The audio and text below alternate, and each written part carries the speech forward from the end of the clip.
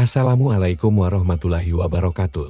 Sahabat-sahabat Abu dan Yang di seluruh penjuru dunia, selamat datang kembali di channel kita yang penuh inspirasi dan keimanan. Pada kesempatan kali ini, kita akan membagikan sebuah kisah yang penuh keberanian, kesetiaan, dan pengorbanan seorang pemuda yang bernama Habib bin Zaid, sebuah kisah yang membawa kita menyelami kehidupan di masa Rasulullah Shallallahu Alaihi Wasallam di tengah-tengah pertarungan antara kebenaran dan kebatilan.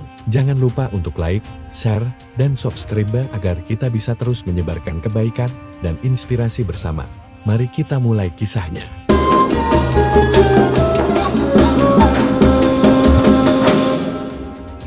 Habib bin Zaid radhiyallahu anhu lahir dan dibesarkan dalam sebuah rumah yang dipenuhi dengan keharuman iman di tengah keluarga yang melambangkan pengorbanan sejati. Cahaya iman menerangi hati Habib bin Zaid sejak usia dini, dan iman itu melekat kuat dalam dirinya. Allah telah menakdirkan dia bersama dengan ibu, ayah, bibi, dan saudaranya untuk melakukan perjalanan ke Makkah, bergabung dengan kelompok 70 yang ingin bertemu dan berbayat kepada Rasulullah Shallallahu Alaihi Wasallam serta menciptakan sejarah. Habib bin Zaid dengan tangan kecilnya memberikan sumpah setia kepada Rasulullah pada malam Aqobah yang gelap gulita. Sejak saat itu, cintanya kepada Rasulullah melebihi cinta kepada orang tuanya sendiri, dan Islam menjadi lebih berharga baginya daripada nyawanya sendiri. Meskipun Habib bin Zaid tidak berpartisipasi dalam pertempuran Badar karena usianya yang masih muda, dan dia juga tidak bisa ikut dalam pertempuran Uhud karena kekuatannya yang belum mencukupi untuk membawa senjata. Namun setelah itu, dia selalu ada di samping Rasulullah Shallallahu Alaihi Wasallam. Dia memegang tanggung jawab sebagai pemegang bendera perang yang dihormati. Pada tahun ke-9 Hijriah, Islam telah mengakar kuat di Jazirah Arab.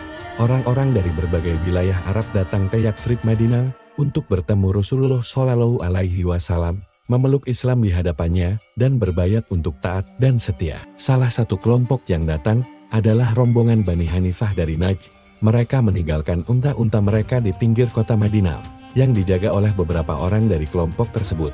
Salah satu dari mereka yang bertugas menjaga unta-unta itu adalah Musailamah bin Habib al-Hanafi.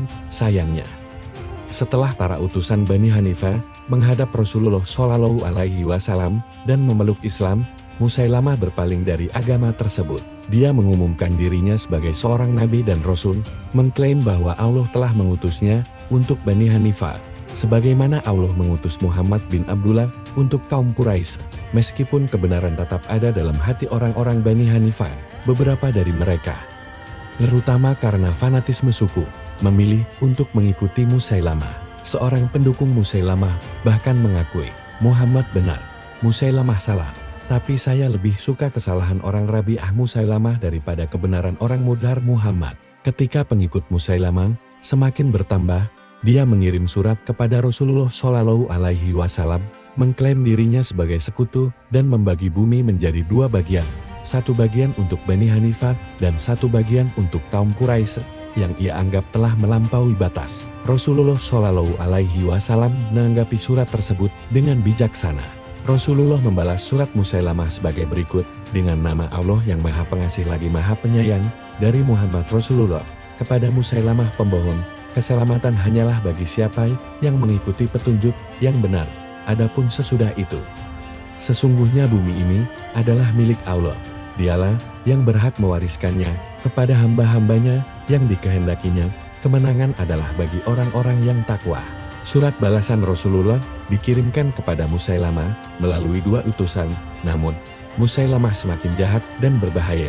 Dia mengirim surat balasan yang mengancam Rasulullah, dan Rasulullah memutuskan untuk mengutus Habib bin Zaid untuk menyampaikan surat peringatan kepada Musailamah. Habib, meskipun masih muda, penuh semangat dan tidak mengenal lelah saat membawa pesan dari Rasulullah, dia akhirnya tiba di perkampungan Najd, dan dengan penuh keberanian, dia menyerahkan surat tersebut kepada Musailamah. Saat membaca surat itu, Musailamah marah dan memerintahkan agar Habib ditangkap.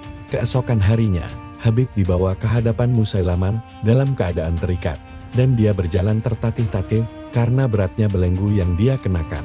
Habib berdiri di tengah kerumunan orang-orang dengan sikap kokoh dan tegas. Musailamah bertanya padanya, "Apakah kamu mengakui Muhammad sebagai Rasulullah?" Habib dengan tegas menjawab, "Ya, aku mengakui Muhammad adalah Rasulullah."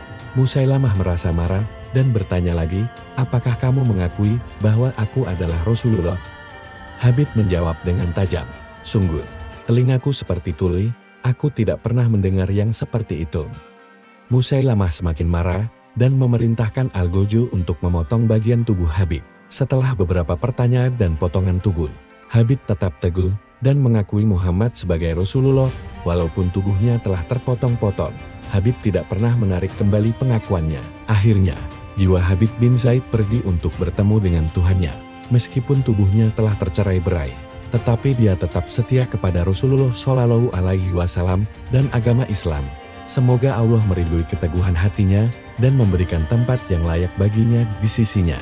Demikianlah kisah yang menginspirasi dari Abu Daniel hari ini. Semoga kisah perjuangan dan kesetiaan Habib bin Zaid dapat memberikan pelajaran berharga untuk kita semua. Terima kasih telah menyimak dan bergabung bersama kami. Sampai jumpa di episode berikutnya di channel Abu Daniel. Wassalamualaikum warahmatullahi wabarakatuh.